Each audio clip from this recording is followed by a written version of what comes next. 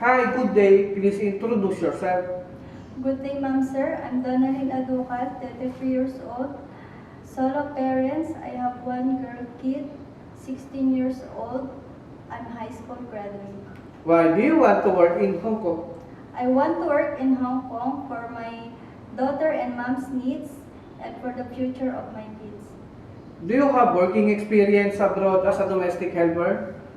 Yes, ma'am, sir. I work in Saudi Arabia for 5 years and 10 months. What are your duties and responsibilities to your employer?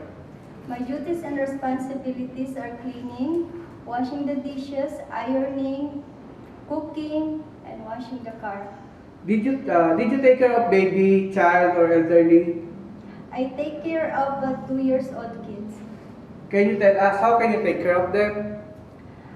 Playing, feeding her, and help her taking a bath. Aside from taking care of her, what is your skills?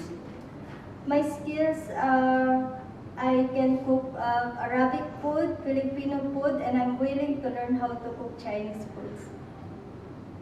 What are the traits necessary to be a good domestic helper?